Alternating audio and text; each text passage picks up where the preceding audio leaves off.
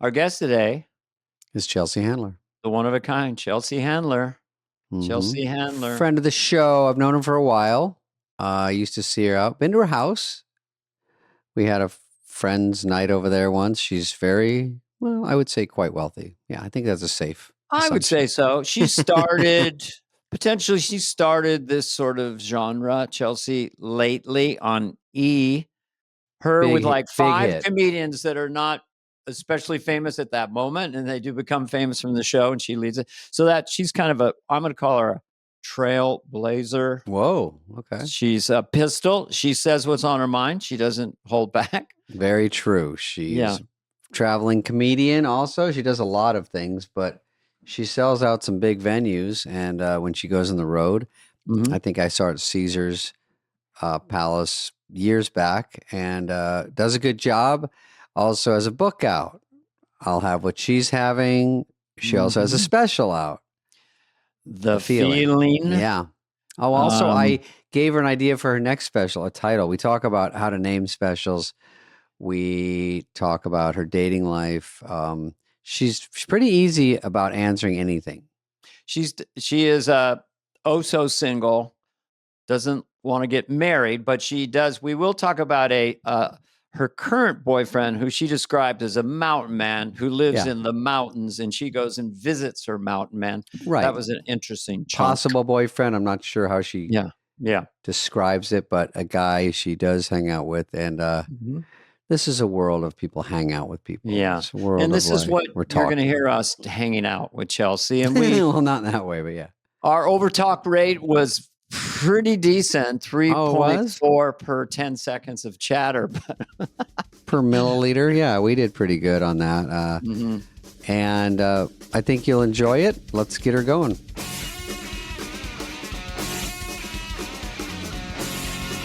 Oh my God, penises! Hi, my 2 penis-faced buddies. I don't know what's I saw Chelsea recently, Dana, at a little backyard get-together. Oh, remember I came over here on the couch. I said hi. Was it at Ted's house? It was at Gervitz's, our manager. Oh, yes. That was a really fun party. Apparently, I left that party too early. I heard it went all night long and that you got on stage and sang. No, you know what? That was the idea. It was going to be people would sing, but by the way, I got there at 7 because everyone was a little older. So I got there at 7 going, oh no one's going to be there yet. And then people are leaving. I go, wait, guys, I'm the old guy, but I wasn't the oldest guy there for once. And then Dana, I don't think you went to that one, but after about 9, it was kind of slowing down. And then I goes, are they going to sing? And they're like, no, they did a birthday cake. And then they go, and then his daughter sang. Remember that, Chelsea? Yeah. Lovely song. And then I said, I guess that's it. And they go, no, Eddie's not going to sing. And I go, oh, I thought we were all going to sing. Okay. So I leave. And then about 2 hours later, Sandler's like, you're up. And I'm like, I'm up. I'm in bed. Are we doing this? And did you go back? No, he's too far away. It was an hour. Right. Exactly. There was a lull in that party after about 2 hours. And that's when a group of people left. I didn't know that we were supposed to stay and things were going to, there was going to be an act 2. So we may as well have left together, David, like we've done so many nights of our lives. So many times. And I liked it because the party was fun, but it felt like a long party and it felt like there's a cake and we weren't really bailing out. It was just like, I thought they were trying to say scoot, because there's probably 30 people left. Also, I feel like Gesundheit, if that was a sneeze, Dana, I also feel like LA is so lame. You know what I mean? Like no one is out till 9. I mean, that's what time everyone goes to bed. Every party ends earlier. It's just it's almost like it's so hard to even go out because the scene is kind of just so subdued. So many people are sober. It's just not what it used to be. I'm going to just throw that out there. Just throw that out there to talk Explain about. Explain to me as a fellow human being why anybody in their right mind would go to a Hollywood party. No. Isn't it the most hideous? I mean, I like 4 people at your house for dinner. I'm not going to book it. That would be nice. 5, one conversation's happening.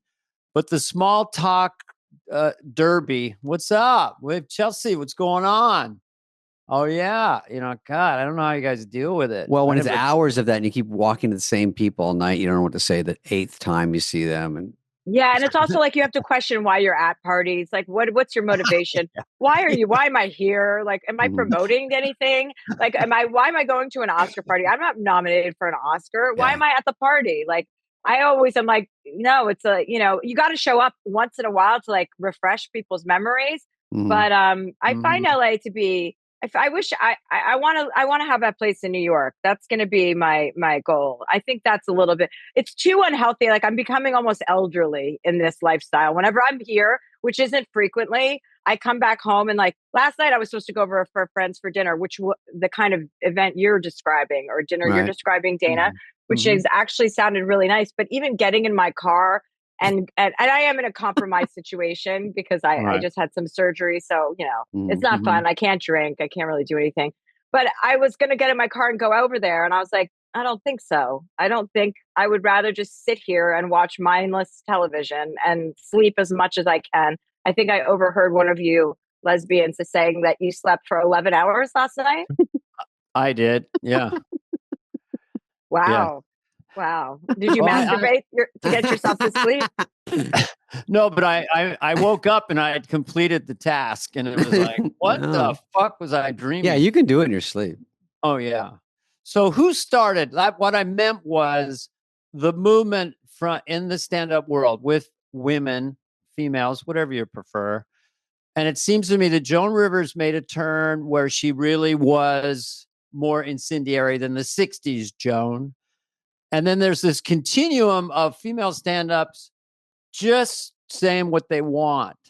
And I put you in that, you're like the leader kind of in a way. There's younger ones coming back. I don't know. I mean, when did stand-up turn for women where squirting jokes and stuff like that could come out? Who just anything that? goes. Yeah, I don't know. I think it's like a rush it's like a wave, if you will, no pun intended, a wave of squirters talking about squirting and women, the more, listen, we're all talking about the same stuff. When you break down stand-up comedy, you're talking about your personal life, your relationships, your relationship to drugs and alcohol. It's all the same pitter patter of ideas.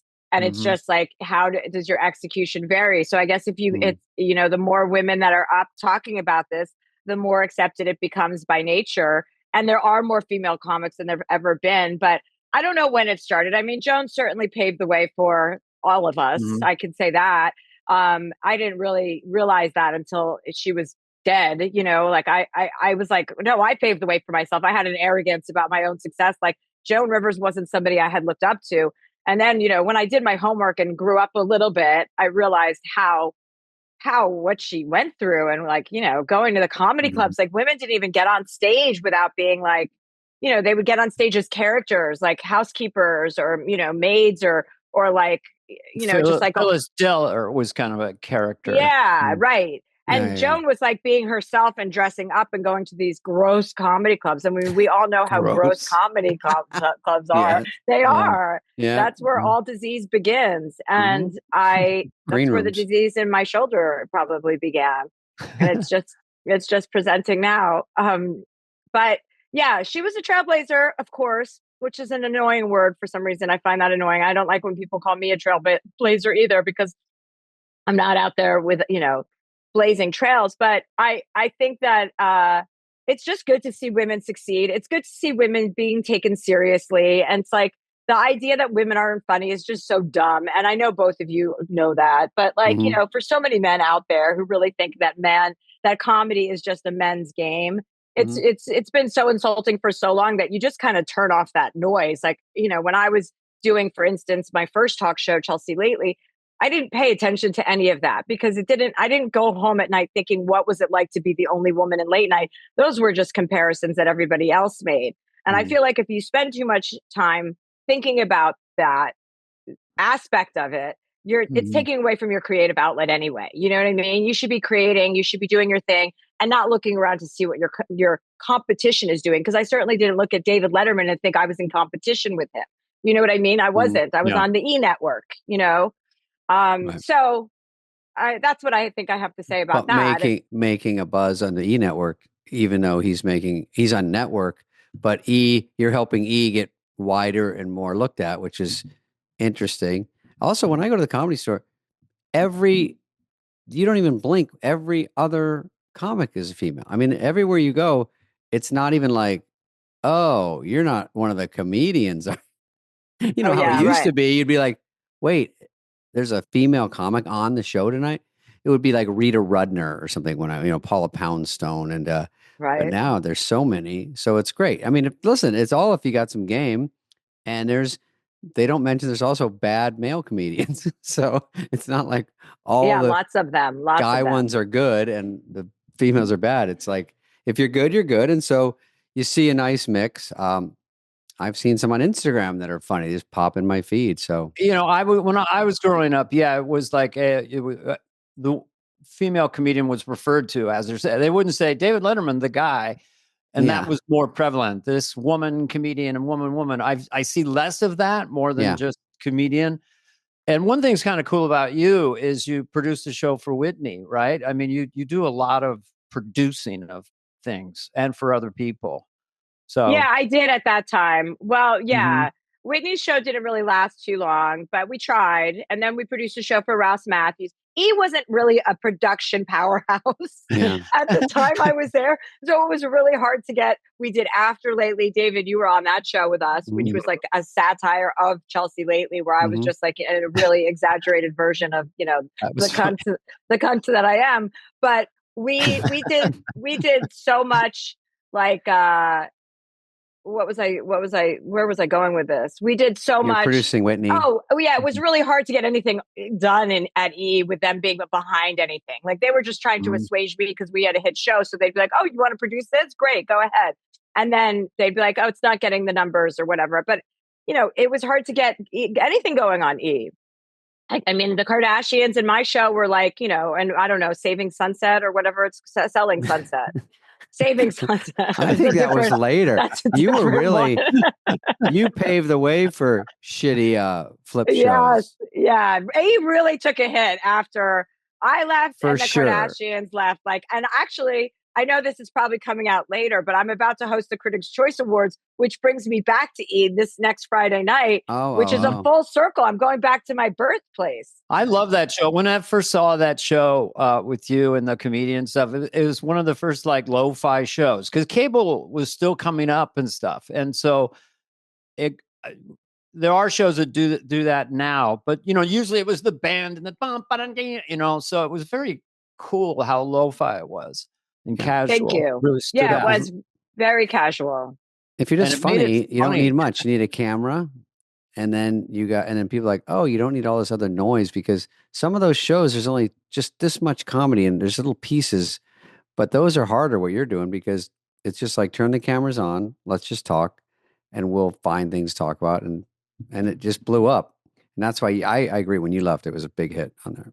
But Yeah. also, like it was so much fun because you guys are from SNL, so you know about like ensemble. But what was so much fun about that show was that the casualness of it allowed us to like just book my friends on the round table.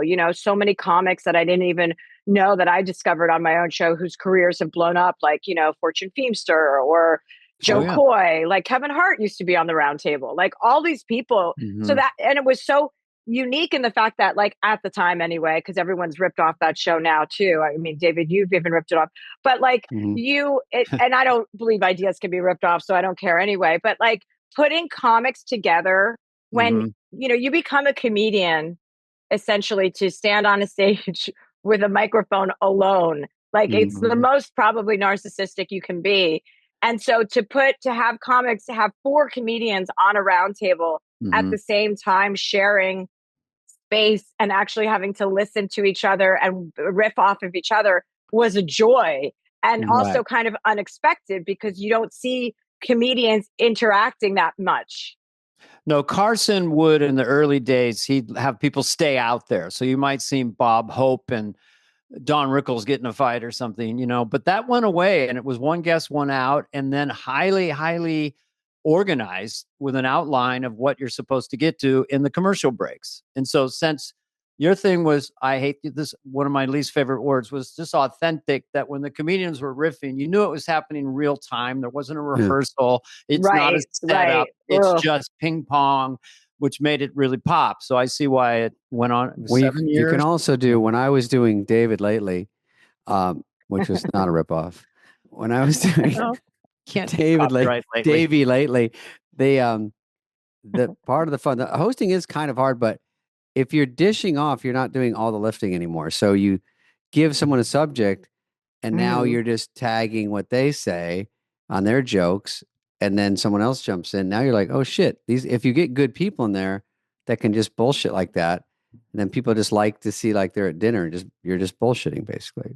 Yeah, and that's what's, you hang out with comics all the time. Like the best things that happen are never being filmed. So you're like, oh, wouldn't it be great if we could film these conversations, which is Mm. essentially what that show became. Right, the green room, basically. Yeah. Is kind of Right, right. bring it out front. So what?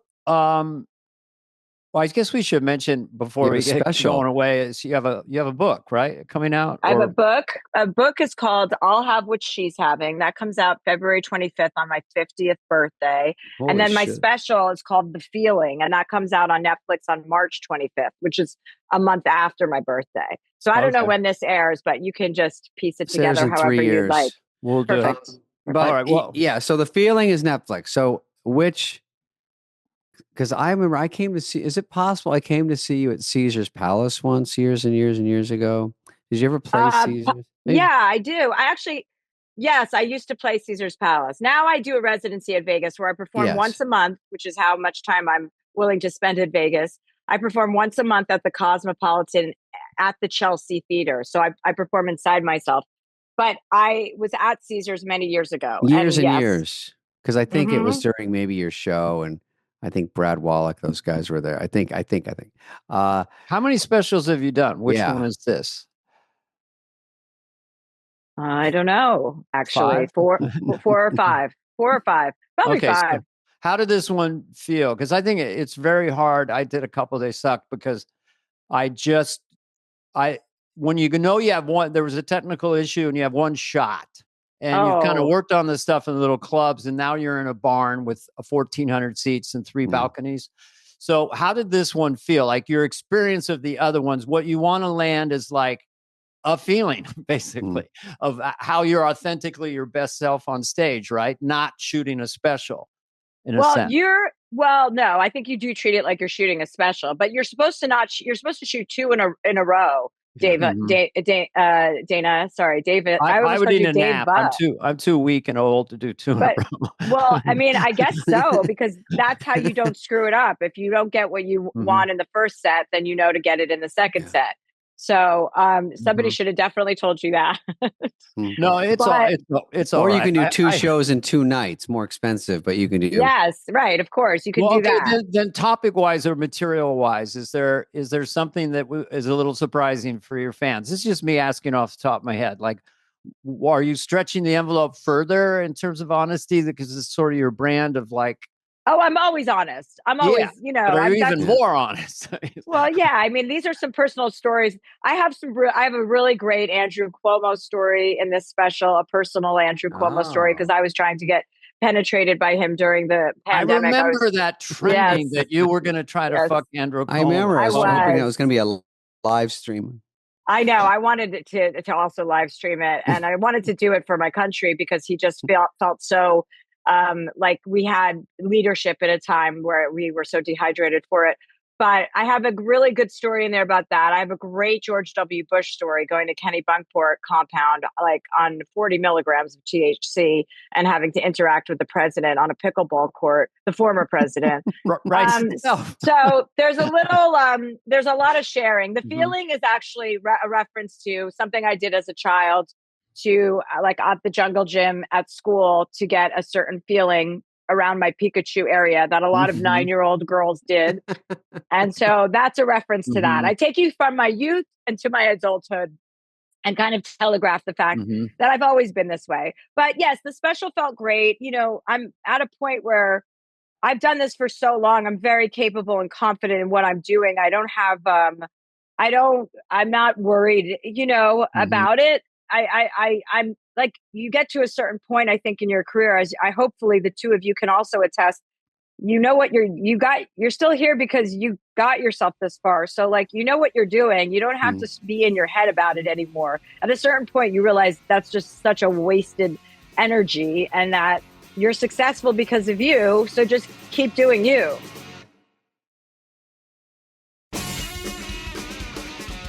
No, I agree. I have a self-critical side of my brain, and if I do stand up in a club, one night from the other can be completely different. If I get into a character or some idea, I like it to be kind of riffing, parse material and riffing.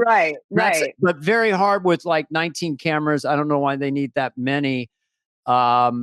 And then I get locked into doing my outline, like, okay, I've got to get to this next bit. But if I was live, I go, oh, I'm going to go over here and do Anthony Fauci for 10 minutes. So, yeah. You can't do that during a special. Riffing, it would be very difficult to capture because you don't know. Yeah, right. unless you did 10 nights, unless you did a lo-fi crew and did 10 nights. But or crowd work.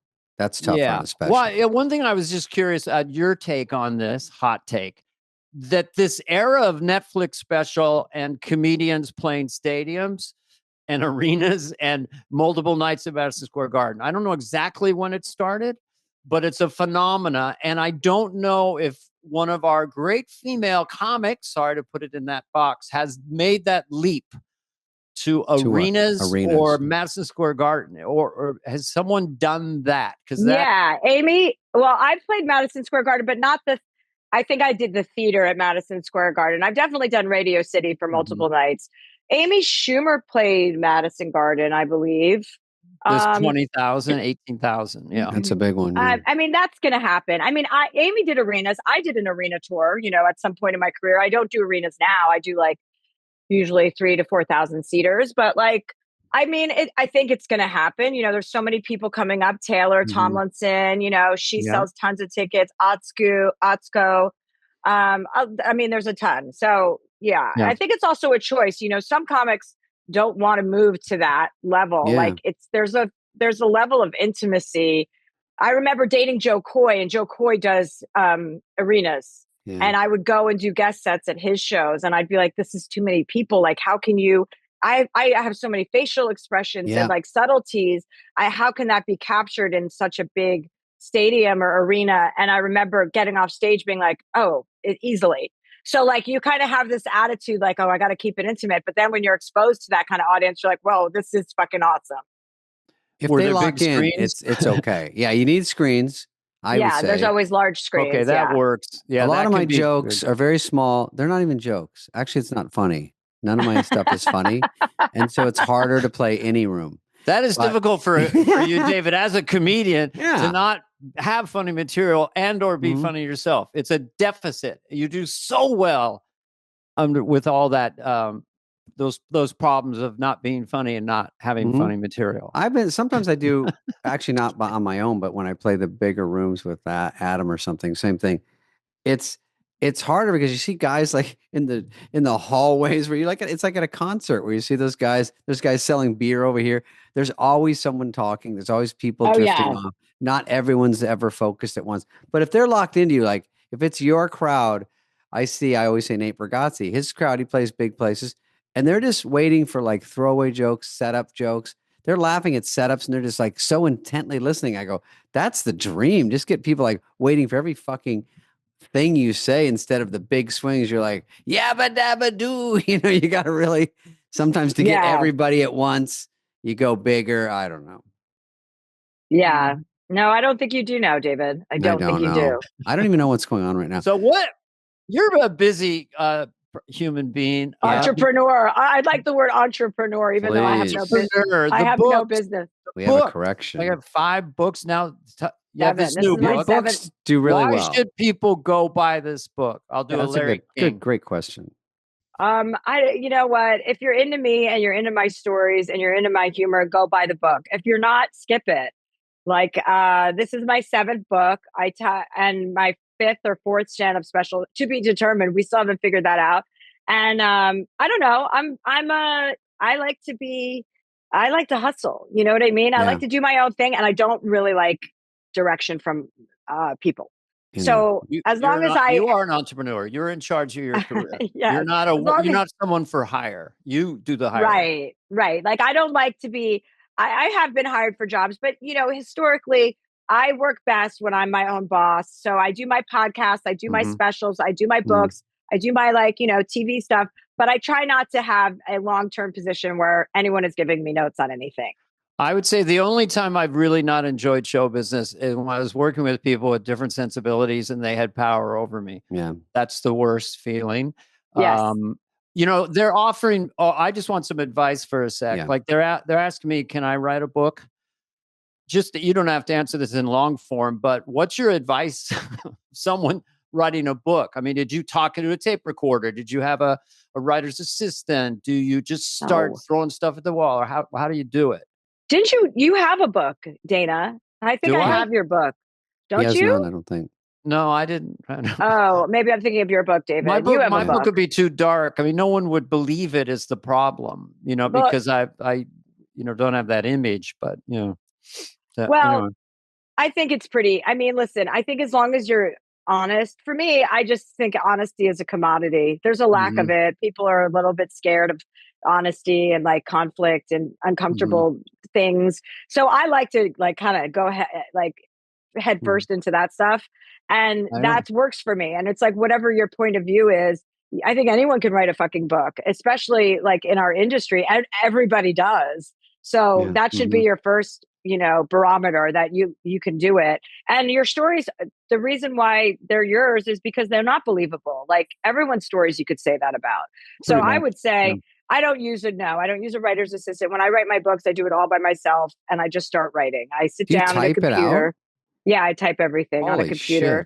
shit. And then I Damn. have an editor look at it. And then when it's like shaped and it's in some Mm-hmm. sort of form, I'll start sharing it with people. But usually I don't like too much feedback. Like I have like 3 or 4 people whose opinions I respect. And then Mm-hmm. based on that, I'll be like, okay, like I'll go to them for the cover Mm-hmm. or the title or like my editor named this book, I'll have what she's having. I was like, I'm not naming a book, I'll have what she's having about myself. That's so stupid. And she's like, no, that's how you feel after reading the book. I'm telling you, you want what you're having. And I was like, okay. And then I had to think about it because usually I was like, that's a little, but then I was like, yeah, you're right. I want people. That's what I want to inject people with. It's like a little bit of optimism and in sad, dark times. What about when Harry met Sally, where she says, "I'll have what she's having"? Was there any conversation of maybe not referring to a famous romantic No, comedy? that's part of the famous. No, I that's think that's part of the of it. Oh, that's reference. So part no, of it. yeah. Okay. So this Got is it. what you have to learn about books. It's kind of like, we have a lot to learn, Dava. Yeah, we're that tight. We go by one name, Dava.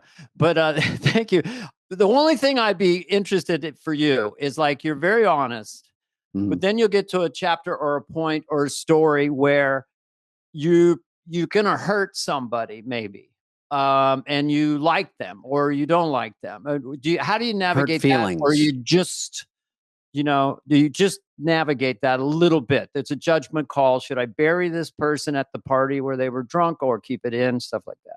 Well, you have to legally shroud people's identity unless they're a public Mhm. figure. So like if I had my story about Andrew Cuomo, which happens to be in my stand-up special and in my book, there's a Mhm. crossover. It's two kind of different, like there's way more room for detail and everything in the book, but he's a public figure. So I Right. tell like one version of that story in the book and I mean, it's the same version, but different Yeah, storytelling sure. styles for stand-up for books. But like for him, I don't have to ask permission because Mhm. everything I'm telling is true. For a friend Right. of mine that I'm writing about who Yeah. I like, who isn't a public figure that I'm saying something embarrassing or bad about, like I have to shroud her identity so that no one will read it and recognize who you're talking about. So Got sometimes it. it's like I'll make up a character, I'll make a guy, a girl, or make Yeah. you make them a different age, a different part of the world they live in, and blah blah blah, just to kind of shroud their identity. But that's what you have to do Mhm. when you write books, also. I've gotten all I need today. Thank Yeah. you. I have a This is your question. motivational. This is your motivational talk for you guys this morning, for both of you, Dava. I have a question about your you don't like bosses at work, but do you like when you date someone, do you like to be bossed around? A boss in the bedroom. I Yeah. mean, I like being sexually bossed around. I mean, no one's really going to boss me around because that's just not going to happen. You know what I mean? I don't have time for that. But I do like sexually when somebody kind of tosses me around and tells me to shut up or like pushes my head down, like playful sex. I like that. Into the wall. Did Joe Coy do that? Probably when I asked him to. You got to kind of tell guys, luckily these days, that you want that. And that you want to get so yeah, I'm sure Joe Coy was a little bit, trying to throw me around. I'm sure. Well, also, did you call him Joe Coy seem when like you were dating? Yeah, you go, hey, Yes. Joe Coy. During sex all the time. I would go, oh my God, Joe Coy, Joe Coy. Oh my God, Joe Coy, are you in? What's happening? I've never heard anyone just call him Joe. I think it's always Joe Coy. I didn't know that he didn't know how to spell Joe Coy. I thought Joe Coy, I thought Jokoy was like his birth name. One and name. His name is like actually Madonna. Joe. And then Coy is a made up name. So, and then he combined Joe Coy. So I don't know. Worked. Yeah. Yeah. So that was actually difficult when I was writing the book because there's a chapter I talk about my relationship with Joe Coy. And I'm a real big on spelling and grammar. Like I find it to be a turn on when also people pay attention to spelling and grammar. Sure. And so he spells his name Jokoy and I had to spell it Joe and then Koy and a space. I did. I couldn't spell it that way that he wants people to spell it, just out of respect for myself. It's not an actual name in the English language. J-O. No I one's associate with a female spelling. Well, that's right. Women who are named Joe, it's J-O, and he's spelling his name like a woman. So I had to respect him because I know he doesn't identify as a woman. So I wanted to spell his name correctly. Just by chance, he might see it and learn how to spell his own name. Yeah. Well, Joe Coy it's whimsical a little bit. I don't know. Joe, Joe's like a Joe guy. Joe Coy's kind of artistic. Joe Coy. Yeah. I wouldn't do it just because it's a female name. Like I would change. Maybe he didn't know that. Joe from Little Women, you're talking about? Yeah. There's not that many J-Os out there. Like who's the better stand-up on their best night? You or Joe Coy? Well, Joe's a great stand-up. I would never say that I'm a better, he's great. I mean, he is very good at what he does. So it would help if you said you were better. I would never say that about any comic. I don't need to say that. He's powerful, definitely. He's physical. He does a lot of voices of other people around the world. You're different comics. You'll say that. That's actually good. Yes, completely opposite ends of the spectrum. Exactly. Yeah. It'd be like comparing an apple to a pineapple. To a typewriter. Thank you. Yeah. To a typewriter. to a Dyson. It would like be comparing a clean air. What is this called? An air doctor. We all have to get air doctors, right? After the fires. It would be like comparing an apple to an air doctor. I think it would be like comparing a pretzel to the lunar module. Yeah. Yes, that's right. David, it would be like, I don't have any of the good ones of that. But I was saying that maybe Chelsea. The chemistry between the two of you is palpable. And I think the chemistry between the three of us is very intriguing as well. So palpable is good? Palpable is something you can almost you can feel it and you can touch it almost.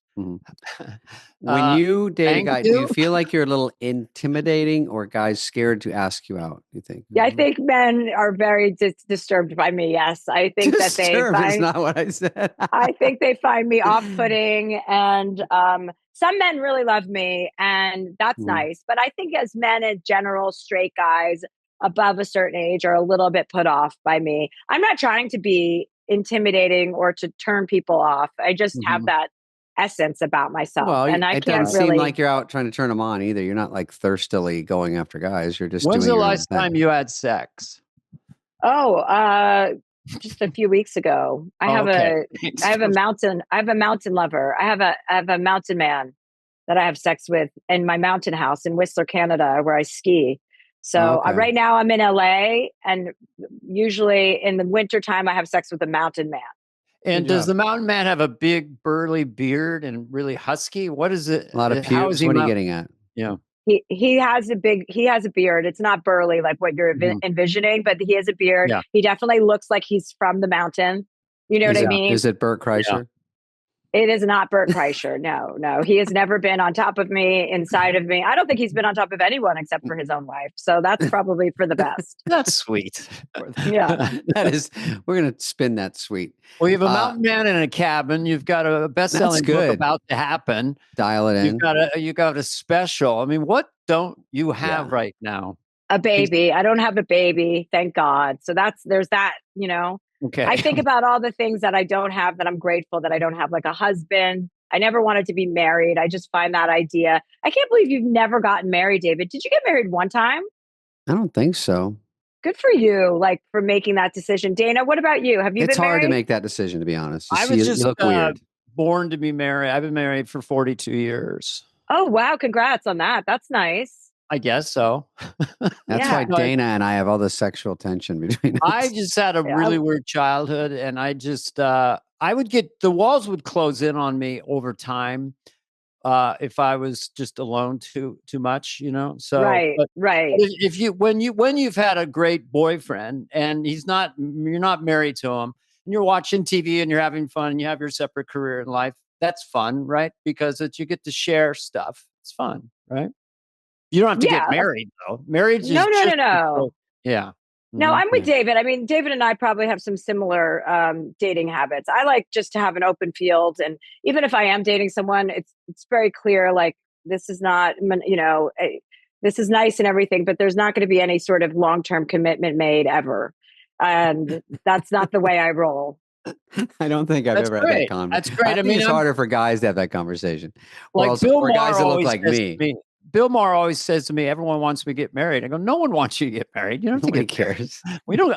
Married people don't think that you've all got to be married. So, especially Bill Maher. Like, who's worried about Bill Maher getting married? Who? No one. He says, friends. Yeah, exactly. I don't know. I go to Chelsea at things just to go laugh because she's always going to say something snipey and funny about somebody. It's fucking always funny. You're always good to. I think I've even been to your house. I don't know if it's that house. No, this is a new house. You know whose house I fucking bought? RFK. RFK Jr.'s house is the house. And he and Cheryl Hines. So I bought this house. I didn't know that they owned the house when I bought it, which would have been a huge. Take out the weight room. Why do you? I mean, I've had an infection ever since I moved into this house, and I believe it's from him. He's supposed to be a health guy, and you got staph infections from his.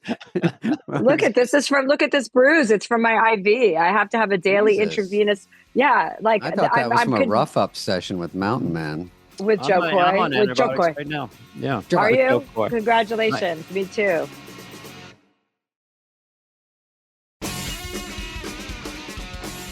I did a benefit for the cardiovascular whatever, and I think Ryan Seacrest was on it, but it was a horrible environment.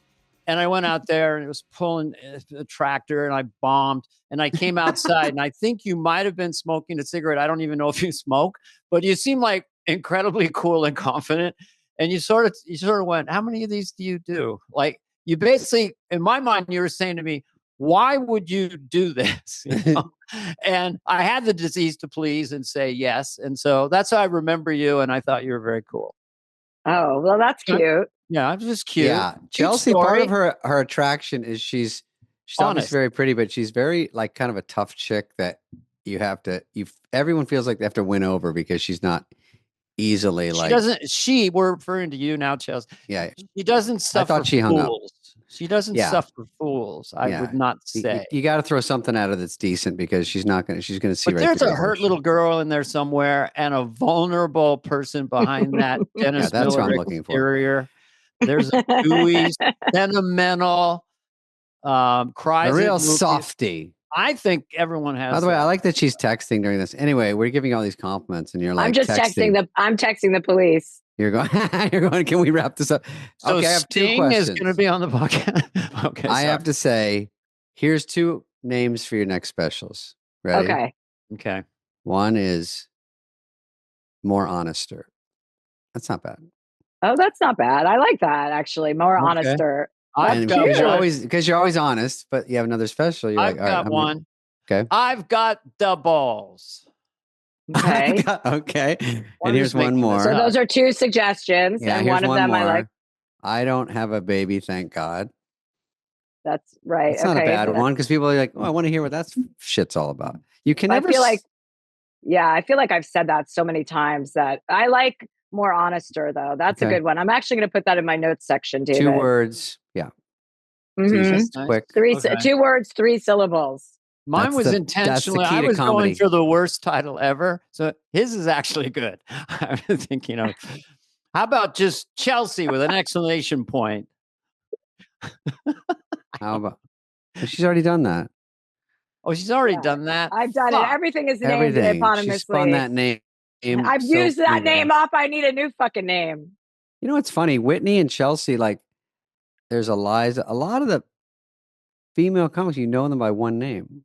You don't know me by Dave. You know what I mean? Everyone knows you by Spade. Everyone Spade. goes Yeah, by, you're right. you guys go by last names. Well, some of the It's girls do true. too, but Guys go by last. Yeah, it's true. Hmm. Sandler, Rock, Spade. We even call each other that. yeah. Yeah, you do. That's right. Weird. Yeah. Speaking of Hollywood parties, are you going to Guy Osiris' house tomorrow night, David? Oh, I'm not because I have a fucking casino gig. Oh dear. Well, I would love it. That's fun. I would like to see you there. I know. didn't I was you just would going to be see if there. you wanted to go with me on my my plus one, but I can't believe, or as you're, if you were going, but Well, I've got to those are find fun someone. because he never says who's going, and I never ask. I'll just go and Yeah. see what's going on. But I'm shooting this independent right now film, and this is my first day off in a while, and I definitely wanted to do this with you because it's been hard to sort of organize. But then tomorrow I have to go to a show I had booked before I did this, so I am going to miss it. I would like to do that. It's a fun night. Well, I hope you have a great time at your casino gig. What city is that in? No one knows. It's Exactly. you Those go and you casinos just are pretty tricky. they're fun Is it though, and when you get there, they're with not Nikki? bad. Is it with Nikki? With Nikki Glazer, no. Mhm. No. No, we do a Vegas thing, sort of like Chelsea sometimes, and those are fun too. At least Vegas, you can stay up late, Chelsea. Yeah, I like to gamble. I like to play with like lots of money and gamble. I do my show. Usually I have a bunch of friends or family or whomever, like they come and they get a block of rooms, we Yeah. hook them up. They come out, fly out with me, and then we gamble. And I love gambling. I love blackjack. I love supplying everyone with money to gamble for people who don't have money to throw around. And I always start with a certain number and I always leave and I always, always walk out with more money. Like I am so lucky with gambling and I have made that casino, I believe, luckier. What do you play? Blackjack? What are you playing? Yeah, Miracle Ear. I just fucking said it. Blackjack. I know. Well, I have a fever and I'm on antibiotics.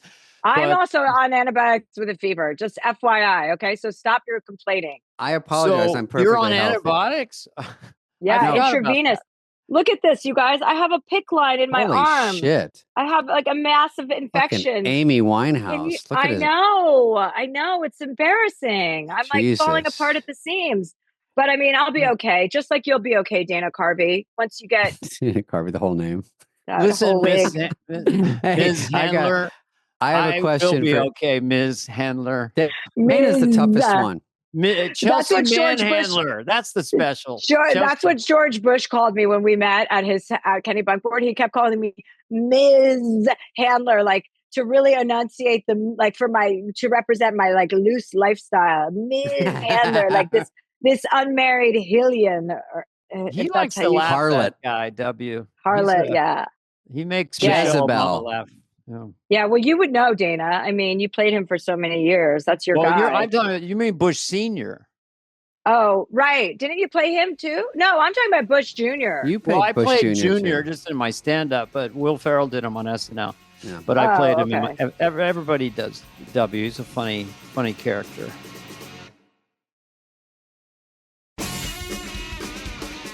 My podcast is called Dear Chelsea. People call in for real life advice, and it's. Yeah, so it's not like anything you guys would ever listen to. You take phone calls from fans and from answer real them? people. No, not fans, people who have fucking problems and they call in. And I consider myself like a medical doctor. Yeah, I'm pretty smart about giving advice to people. I'm really good at it. And I'm really a good like motivator, like go get your shit together and make a good life decision. So yeah, I have a podcast called Dear Chelsea, and I'm really excited actually, guys, to be spending this. It feels like a Saturday morning today, doesn't it? It's Friday, but it feels like a Saturday morning. I swear I thought it was Saturday. This is the earliest we've done one. I don't think we've ever in history gone earlier. Yeah, never. Maybe, okay, well, maybe that explains. I get up early, so I like this. So do I. I always get up early, wherever I am in the world. They said you have to be at the Beverly Center at 10, so we'll let you go. I guess the you got Beverly Center. I fucking hope not. My God. That's what they told us. They go, I fucking hate malls. I grew up in New Jersey, as you know, Livingston, New Jersey, which you mentioned previously. And I have had my run and fill of shopping malls. So please don't mention any shopping mall to me again, because I'm wrapped. Well, where are you going to go to Lady Foot Locker? They just have them on the street. Well, don't you love food court? Don't you love a good food court, though? You mean Sbarro? Yes, I do. A&W. Panda Express. A&W. Now we're talking, finally. No, Panda Express. I do not like Panda Express. I would like to put that out there on the record. Put it out there for future dates. Spade's going to get a Wendy's hamburger at some point today. Are you? I do still eat that once in a while, yeah. Yeah, I used to like Wendy's chicken nuggets, but that's not chicken, and I had to come to terms with that. Even though they were like my favorite fucking snack, I just had to eventually just be like, what am I putting in my body? I put so many chemicals in it already. Does it really need these chicken nuggets to put me over the top? Yeah. That doesn't appeal to me. Chelsea, I think we'll let you go. You did a great job, and I just want to say, lastly, you did use the word assuage. Is that what you said earlier? Assuage. Assuage. It's great. I wrote it down. Good job. Okay, great. I learned one. I think you learned a few words today, quite frankly. By the way, when I text, if I ever text you, I have to be less like yo, because I talk like a rapper. So I have to I'll do all the spelling stuff for you. Okay, well, don't worry. I don't think anyone's confusing you with a rapper. Make sure you change that wrap after we hang up. ASAP, Spady. Yeah, change your wrap on your arm. Chelsea, let's get you choppered out of there. Things aren't going well. Yeah.